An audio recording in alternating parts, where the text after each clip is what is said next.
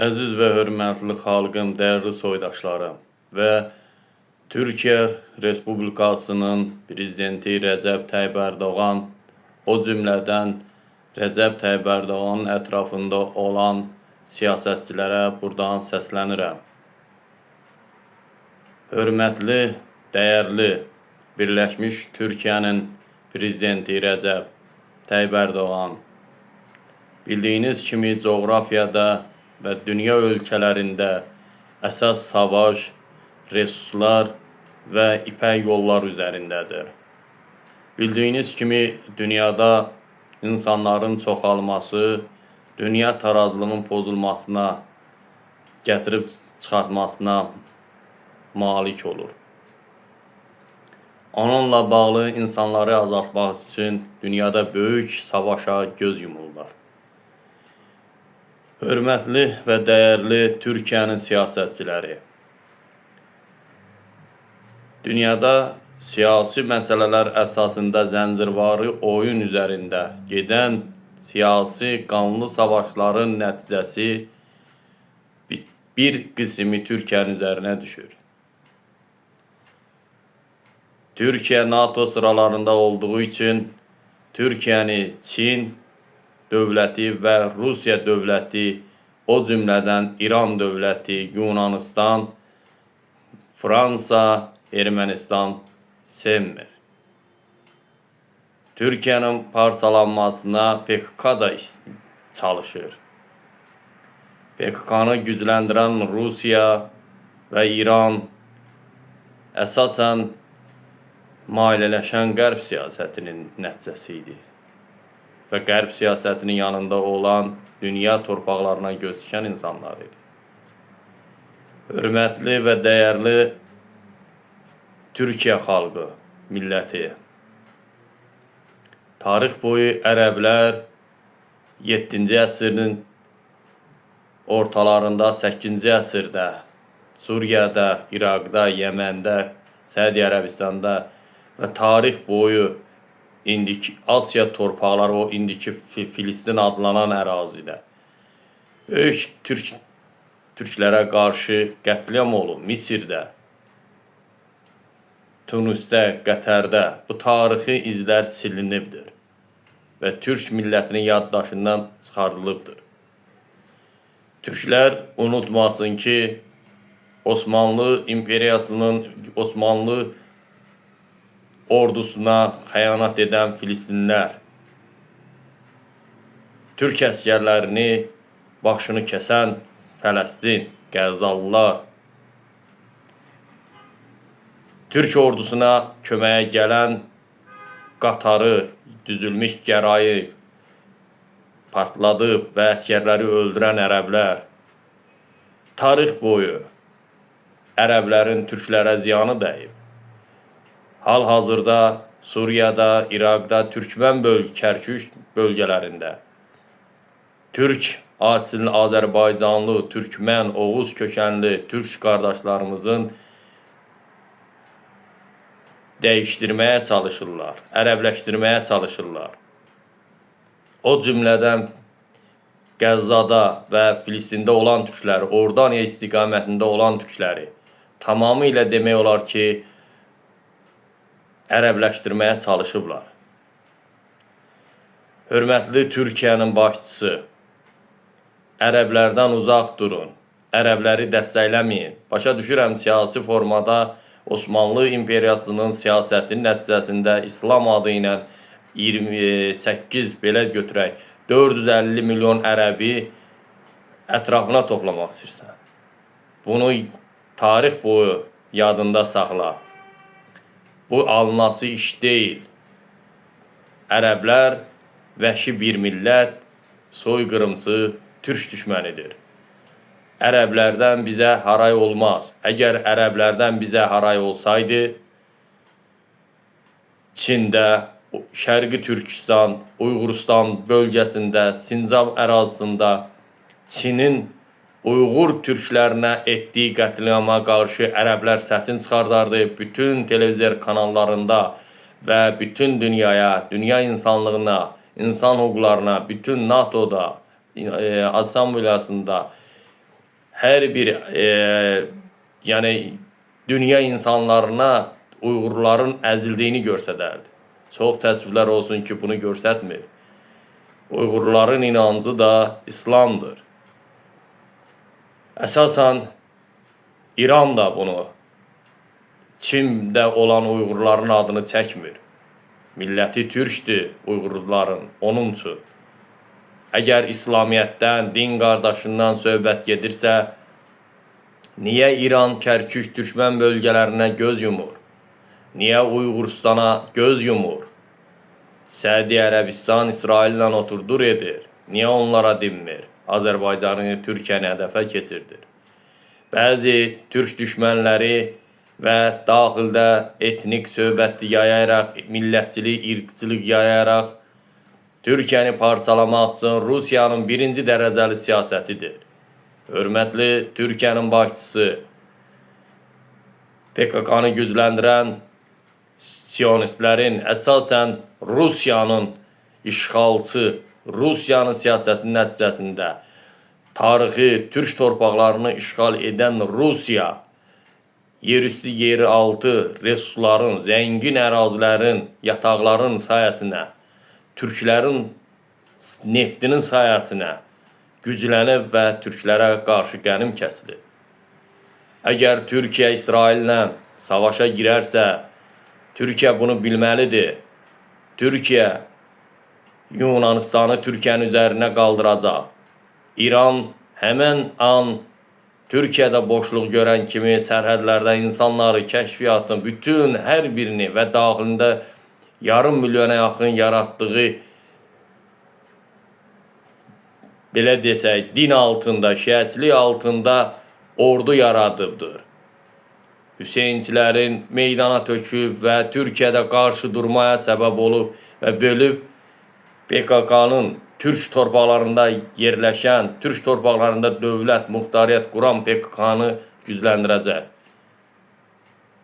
Bunlar Qərbin siyasəti və Rusların siyasəti tarix boyu Kürdlərlə türklərin, Lazların, Çərkəzlərin bir yerdə olmasını qarşı çıxıbdır. Mən hər zaman demişəm, dünyada etniki yayan Qərb siyasətidir. Bugün tarixə baxanda, coğrafiya baxanda, əgər Kürd, Çərkəz, Çeçen, Ləzgi, Talış, Türk bunlar bir olsa, əmin olun dünyaya sülhü, əmin-amanlığı gətirəcək. Bunlar amacı insanlıq uğrunda, insanlıq gözəl yaşasın uğrunda mübarizə aparacaqlar. Amma Qərbin, Rusiyanın və Farsın siyasəti bölücülüyə doğru aparır. İnsanları dəyişir. İnsanlar boş beşar olduğu üçün bir işin, bir qulpundan yapışmağın əvəzinə irqçilik, millətçilik yayırlar. Bu da ondan xəbər verir ki, resurs və yeraltı, yerüstü ipək yollarının və resursların, yəni yeraltı resursların, yerüstü resurslarla bağlı və ipək Avropa iqtisadiyyat yollarından biri olan ipək yollarını ələ keçirtmək üçün etnik qrup yaradaraq və bölücülüyə aparıb öz siyasətindən nail olmaq istəyirlər. Türkiyə Qəzzaya 2000 əskəri göndərməsində yanlış edibdir. Fələstin tarix boyu türklərə qarşı olan haqsızlıqlara yanında olmayıb, göz yumub. Birinci Qarabağ savaşında Fələstini görmədi. İkinci Qarabağ savaşında Fələstini görmədi. Amma türklərdən kömək istəyirlər. Əmin olun ki, ərəblər tarix boyu türklərə qarşı çıxıb, əzməyə çalışıb və türkləri işğal etmək istəyib. Bunu hər bir əsl özünə türk deyən bilməlidir. Tarixi unutmamalıdır. Bugün Rusiyanın ərazisində olan resurslar, yəni tarixi türk torpaqlarının resursları əsasında PKK-nı gücləndirəcək, İran'a dəstək olacaq, İran da dronları verəcək. Türkiyə, siz anlamalısınız ki, siz NATO sıralarındasınız. NATO sıralarında olanı Farslar və Rusiya, Çin istəmir. Türkiyə siyasət işlətməlidir. Bilməlidir ki, bu dünya 250 ölkəni idarə edən İsraillə Amerikadır hal-hazırda. Türkiyə bilməlidir ki, Yaponiya ilə və əsasən coğrafiya baxanda İranı və Yaponiyanı, Taylandı, bunları əldə tutmalıdır. Onlarla hərbi əməkdaşlıq olmalıdır, Pakistanla da. Türkiyə hal-hazırda İsrailə və yaxud da İsrail Türkiyəyə qarşı bir müharibə başlatsa, əmin olun ki, Rusiya-İran öz siyasətini yeridir. Rusiyanın uzun illərdir ki, fikirləşdiyi və qarşısında gizli yer altında xəritənin cızılmasında Türkiyəni parçalayıb Avropa ölkələrinə hücum etməkdir.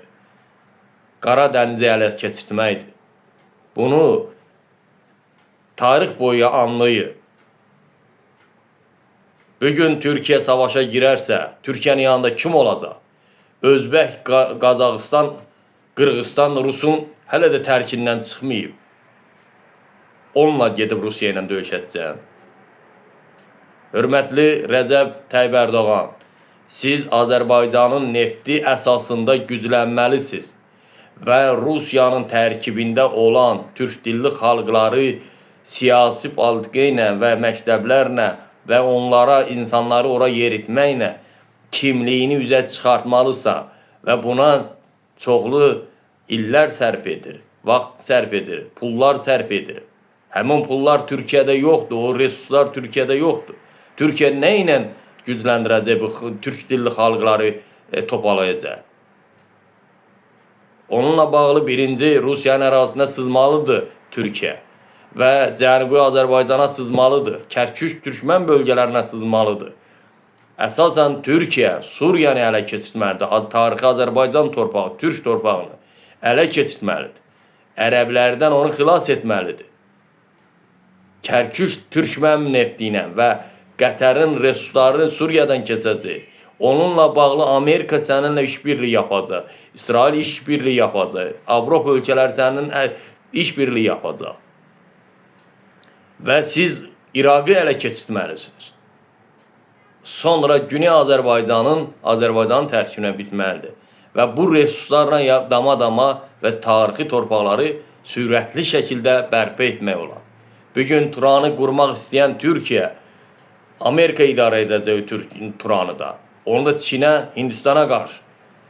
Türkiyə, siz anlayın, bugünkü gündə sizin İsrailə savaşa girməyiniz yanlışdır, uduzmağınız demək. Sizi bütün mətbuatlarda, qazetlərdə, saytlarda sizi İslam deyərək, dəstək olmadı qəzaya, belə sözlərlə beyninizi körləyib və zəhərləyib sizi oda atmaq istəyirlər. Bunu anlayın, sizin tərkibinizdə olan bəzi qruplar və türk düşmənləri də onu daxilinizdə edir. Erməni də onu istəmir. Yunan da istəmir, Fars da istəmir və daxilinizdə olan Rusiya da istəmir. Siz bunu düşünürmüsünüz dərindən? Onun üçün bugünkü gündə Türkiyə savaşa girərsə kim olacaq yanında? Avropa olacaq, Amerika olacaq. Amerika İsraili atıb səni tutacaq. Amerika hansı dövlətdə savaş apardı, İraqda mı, Əfqanistanda, hansı yeri düzəldib, har ayaq basıb oranı qan gölünə çevirib 1000 illər geri atdı və tərk eləyib çıxıb gedib. Silahı atıb qoyub getməklə o da bir gələcəkdə savaş üçün qoyub gedib. Bugün Talibanın üzərinə Çinlə Talibanın əməkdaşlığı Amerikaya qarşı idi. Çinin siyasəti idi və Pakistanı Talibanda qarşı çıxartmağı da İsrailin və Amerikanındır. Əgər Pakistan İslam adını daşıyır, Türkiyə İslam adını daşıyır. Əgər Türkiyə savaşa girərsə, Hindistan Pakistanla daxil olacaq. Pakistanla savaş olacaq. Çin də istəmir Türkiyəni, Rusiya da istəmir, Fars da istəmir, Alman da istəmir, İngilis də, Fransa da istəmir. Bununla bağlı ən böyük siyasət yapmalıdır. Siz İsraillə əməkdaşlıq etməlisiniz ki, Suriyanı, İraqı və Cənubi Azərbaycanı və Rusiyanı qitə-qitə, ərazi ələ keçirmək üçün onlardan istifadə etməlisiniz. Türkiyə resurslara sahib deyil. Əgər Türkiyə məhv olarsa, türk dilli xalqların yox olması deməkdir. Biz bugünkü gündə də 15 respublika işğalçı Rusiyanın nəzarətindədir. Rusiyaya görə İran da 89-cu ildə Azərbaycanın ərazisinə daxil olamadı, amma dinin yeridir. Bugün Azərbaycanda yox, türk dünyasında radikallaşmış İslamçıları çıxartmalısınız. Bu sizi uçuruma aparacaq. Gələcək nəsli elmlə gücləndirir. 7-8 ölkə ilə savaşan İsrail bir ayın içində siz ona qarşı savaş aparmağınız bir gecədə Yunanistan Egey istiqamətində neft ərazilərini tələb edə bilməyəcəksən. Daha qapalı olacaqsan. Başın qarışacaq, PKK-nı qaldıracaq. Siz ondan götürməlisiniz. Cənubi Azərbaycanda, Urmiyədə suyu qurutmağın siyasəti farsların siyasəti idi. Türk kökənləri oradan çıxartmaqdır və PKK-nı doldurmaqdır. Bu günləri Urmiyə gölünə istənilən qanad açmaq olar. Su dağların gücləndirmək olar və dünyanın ən dərin quyusu qazılmaq olar ki, o suyu gücləndirmək olar. Bunu İran edə bilməz. İran 24 saat ərzində nüvə başlığı istehsal etməyə çalışır və İran yeni prezidenti istifaya məcbur edir. Çıxartmasa Xameyni nəzarətin altında qalıb.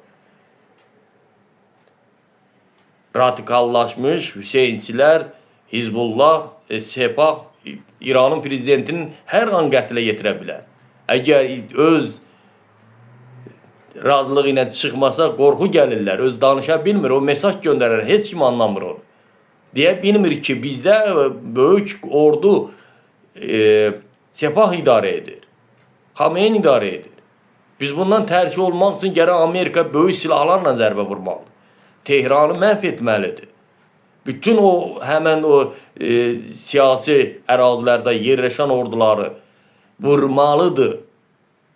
Pakistan istiqamətində, qayaların altında gizli yerləşən hərbi bazalar var, raket bazaları var və İsfahan istiqamətində, ən uzaq yerlərdə, dağlarda, Əfqanistan istiqamətində, nə olsun Təbrizdə yerləşir? Təbrizdə yerləşənlər türk millətinin zəhərləməsi içində orada 30-70% götürür. Qalan əsas güclü silahlar o istiqamətlərdə, məxfi yerlərdədir.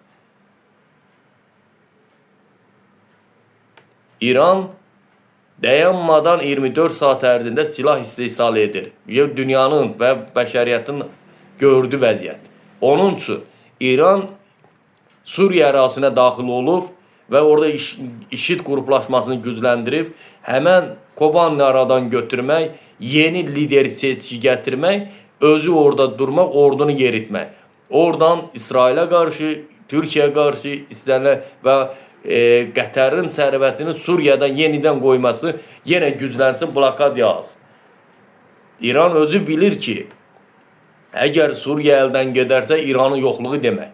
İraq çökərsə İranın yoxluğu demək. Bir dənə Stanidir, nə bilim, Zırtdanidir, nədir, onun fətvaları, danışıqları nə qədər minlərlə insanı yolundan çıxardıb İraqda. Baxın, nə qədər orada İran kəşfiyyatı var İraqda, Suriyada. Hər yerdə yaradıbdır, qurubdur. Siz Türkiyə, İsraillə siyasi tərəfdən deyirəm. Siz hərbi əməkdaşlıq etməlisiniz. Siz ona dəstək olmalısınız ki, sizin daha coğrafyanızın genişlənməsi üçündür. Bugün söz sahibi Amerika ilə İsraildir. Bugünkü gündə əgərsə ordunu göndərdiyin Qəzzaya ordunu geri çəkməsən və o ordunu oraya göndərəndə Suriyaya göndərib, Suriyanı tamamilə Kərkük, Türkmən bölgələrini ələ keçirdi, Osmaniyanı ələ keçirdi və Kürdlərlə hərbi əməkdaşlıq və Kürdistanla siz birliği yaratmasanız bölücülük gedəcək. İki yolu var. Ya İranda Kürdistan dövlətini qurulacaq, ya Irak'da ya Suriyanın bütövlüyü veriləcək. Və veriləndən sonra Rusiyanın dəstəyi, Rusiyanın sərbəst siyasəti nəticəsində Kürdlər İsraildən də çıxacaq, Amerikadan da çıxacaq, Qərbin, Fransa'nın da əlindən çıxacaq. Ondan sonra Türkiyənin bölücülüyünü aparmasın Rusiya ən böyük rol oynayacaq. Türkiyə Rusiyanın ağzında olacaq və Türkiyəni heç kim müdafiə edə bilməyəcək. Bu tərəfdən də İran. Onun üçün dünya savaşında Türkiyə İranı müdafiə edir. Bilmirəm, indi dünya siyasətində İran bunu dərindən, bunu yəqin ki öz siyasi nəticəsində Türkiyəni parçalamaqdır, amma Türkiyə İranı müdafiə edir. Çünki İranın məhv olması qərb tərəfdən və yaxud da qeyri-millətlər tərəfindən, dövlətlər tərəfindən istəyir, hansı Pakistan olsun ya Hindistan. Bu Türkiyəyə yaxın gəlməsi, Çinin yaxın gəlməsi deməkdir. Türkiyə bilməlidir ki, bu Turan söhbəti isə bütün, ataların bir misali var, bütün ayının min oyunu bir armud ustadır. Türkiyə Turan sözünü Asiya, Turan torpaqlarında Turan dövlətinin qurmasına bütün millətlərə qıcıq yaradır. Başa düşmürlər ki, böyük Turanın tərkibinə Farslar, Ərəblər, Kürdlər, Ermənilər, nə bilim, Laz, Sərkəz, hamısı, Pakistanlar, bunlar bir yerdə və Rusiya, Çin kimi, Hindistan kimi dövlətlər, Qərb kimi dövlətlərə bu ərazilərə toxunmasın deyə yaradılır. Birləşsin deyə yaradılır. Pantizm türk yararmı? Türkün düşmənləri türklərə qarşı iftira, ləkə, böhtana, tarix boyu ləkə atmaqla məşğuldur.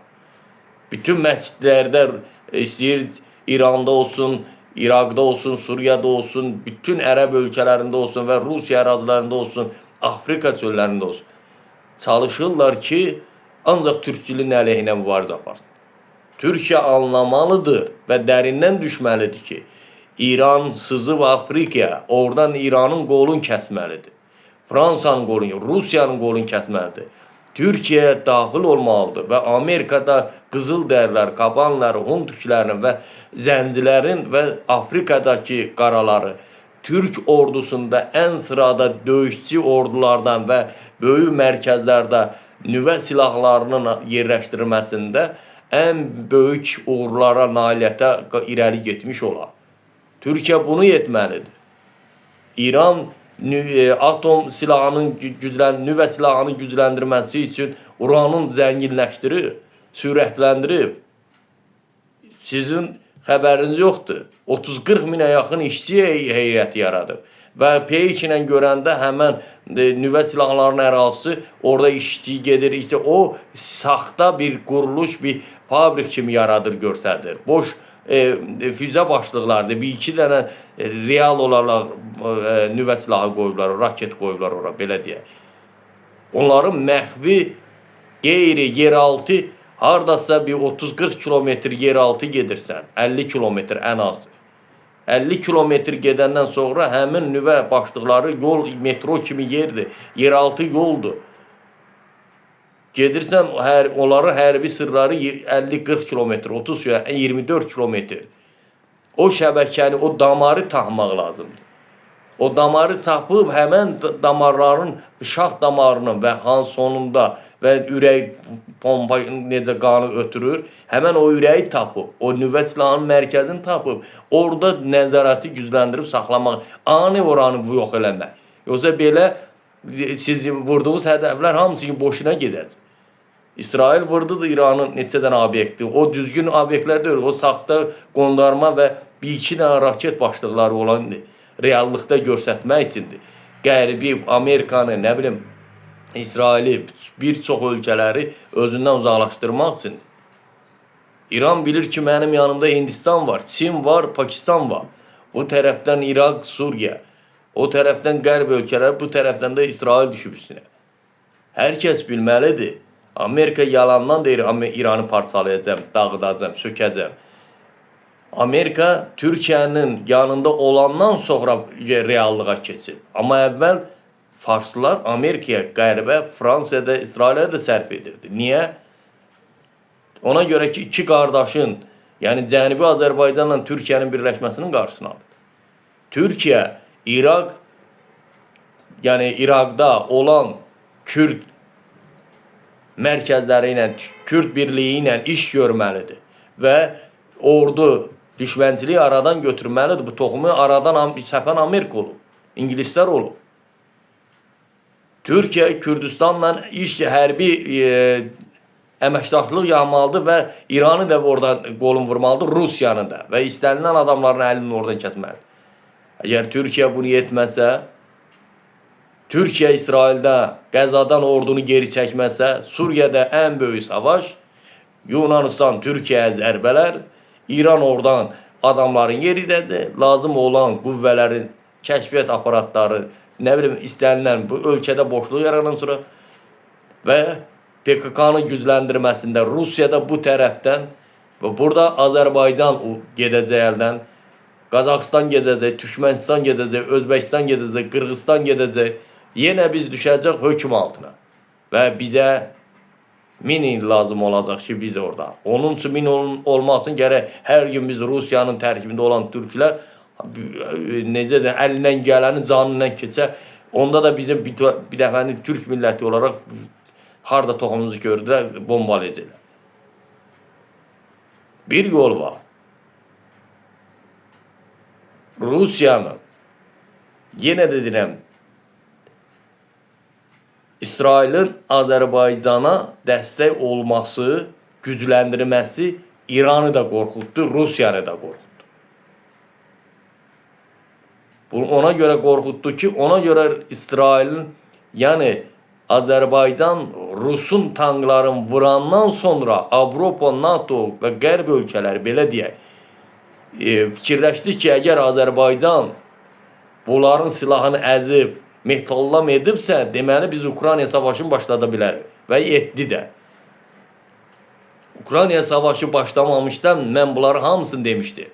Hətta Ukraynaya səslənmişdim ki, Moskvanı vur.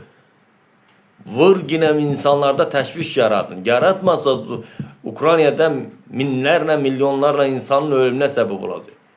Rusiya bir gecədə 90.000 raket attı. Bir ayın içində daha doğrusu Ukraynaya.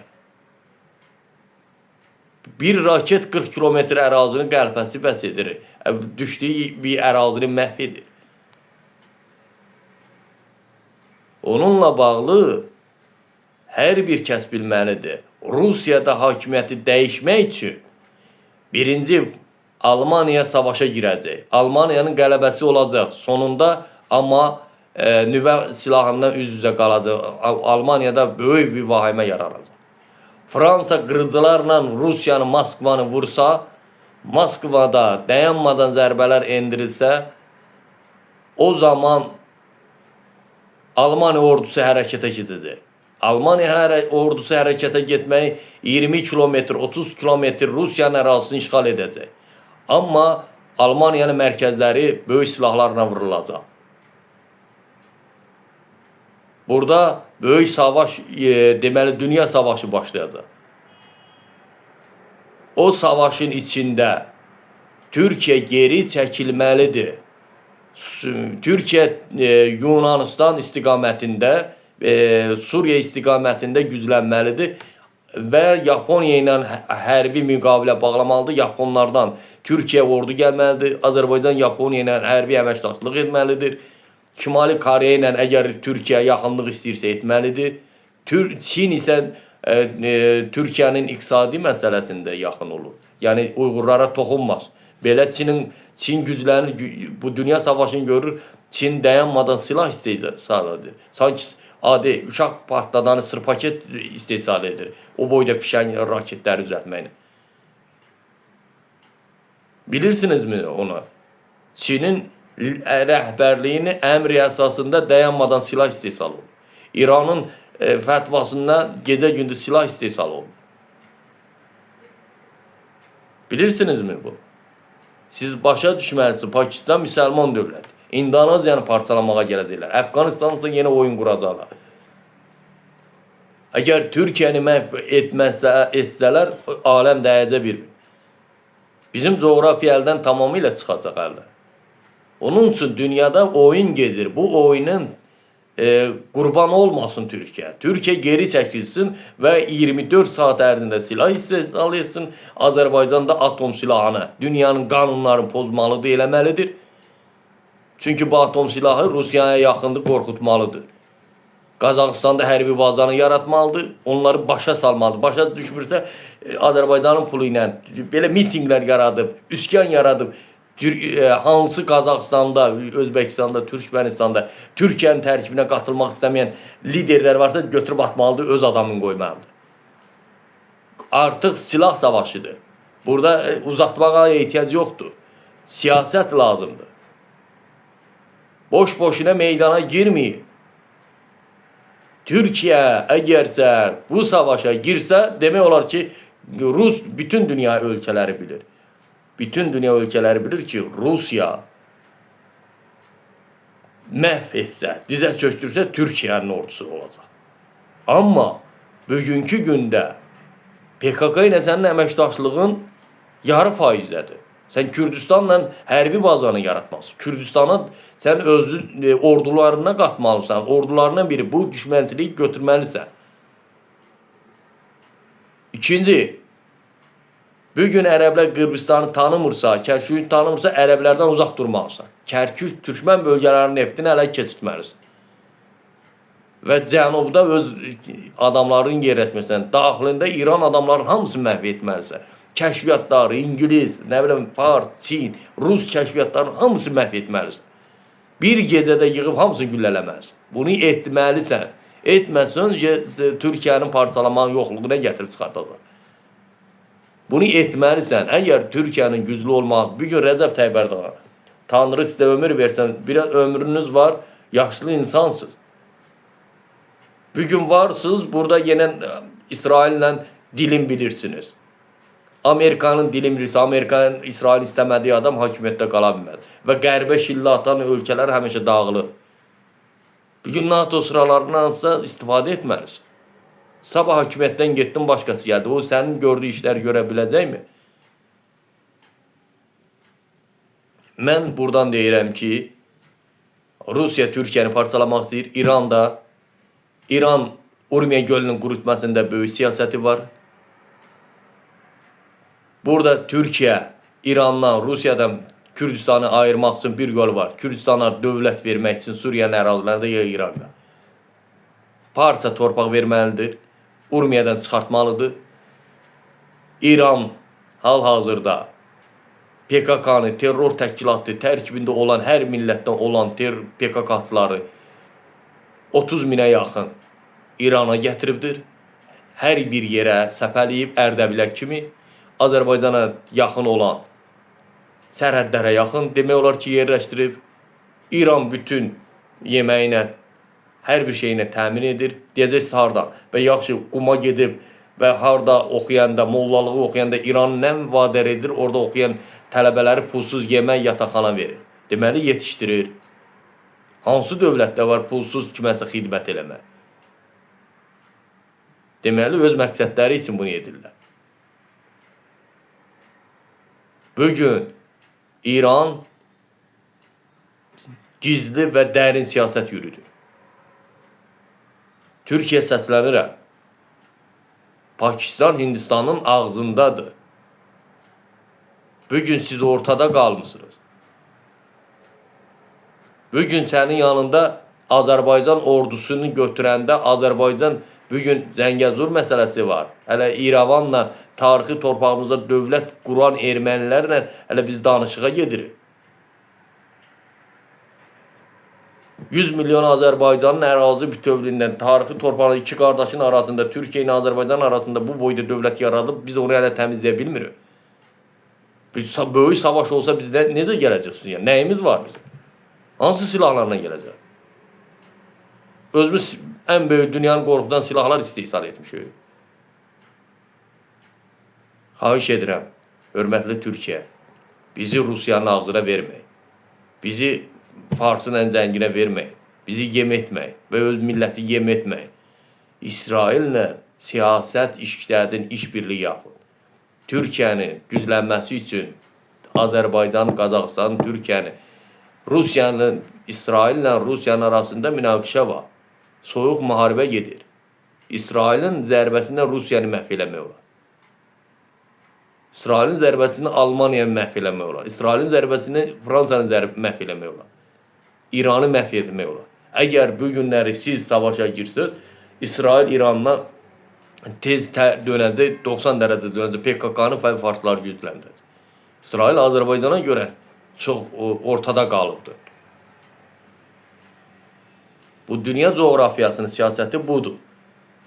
2026-cı ildə Rusiyanın savaşını dayandırmasalar ən böyük savaş başlayacaq. Burada Azərbaycan da, Qazaxıstan da, Türkiyə də, Qazaxıstan da, Özbəkistan da, Qırğızistan da ordunu bərkitməlidir və silahlara üstünlük verməlidir. Özü istehsal etməlidir və ölkədə yəni Rus pərəst olan, nə bilim İran pərəst olan, Erməni pərəst, Yunan pərəst olanlar hamısı tutulub, həbs olub güllələməlidir. Konkret də bundan aynası yoxdur. Ataların bir misalı var, deyir ki, indi o demək deyir, kimsə işin görür, yox, fil qulağında yatıb, sonra da başımıza gələni sonra bunu eləyərdik, onu eləyərdik. Yox, hərəkətə keçmək lazımdır, heç kəsin də qulaq asmaq lazımdır, heç kəsi də dinləmək, gözləmək lazımdır. Ən böyük savaş qardaş qırğını yaradacaqlar.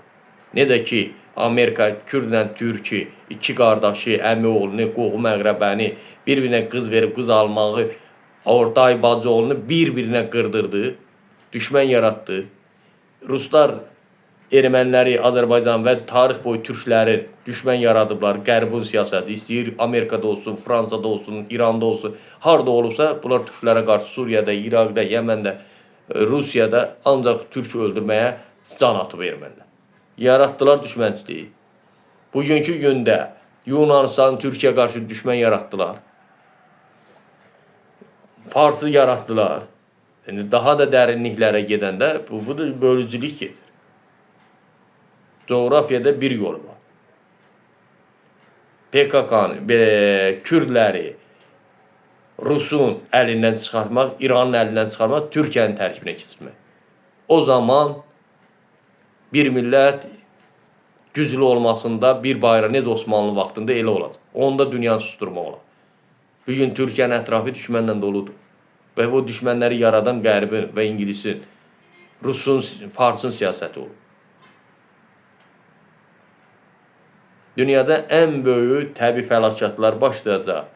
Yenə də deyirəm, təbii fəlakətlərdə su basmasa, bu müharibələr dayanasıdır. Buna görə quraqlıqlar birdən-birə başlayacaq, sonra qəfildən su basacaq. Aylərlə yağışların nəticəsində. Onun üçün də Azərbaycanın əsasən, deməli, bugün 2025-ci ildir. Cənubi Azərbaycandan, İrəvandan, Türkiyə və əsasən Azərbaycanın bölgəsi, Xəzər dənizindən Şamaxıda ən böyük zəlzələlərin təhlükəsini yaratması var.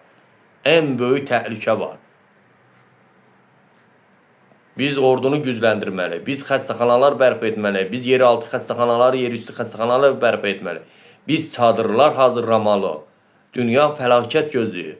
Bir ehtiyatlı, lazım olan işləri görməli. Biz əsasən su sorucu, nə bilim, ağır texnikalar əldə etməli. Lazım olsa qayıqlar da əldə etməli. Minlərlə, milyonlarla, hər bir bölgədə minlərlə qayıq, ehtiyat. Bu, dünyanı fəlakət bürüyür və çətin anlar yaşanacaq. 2026-cı ilin təzə ilində Rusiya savaşını dayandırılmasa, Almaniya Rusiya zərbə indirməsə, Fransa zərbə indirməsə, 2026-cı ildə sülhlə əgər bu müharibə dayanmasa, böyük zərbələrin nəticəsində dünya savaşı olacaq. Bunun da təhdidi bilinməzdir. Onun üçün güclənmək üçün Çin böyük siyasi proses aparır.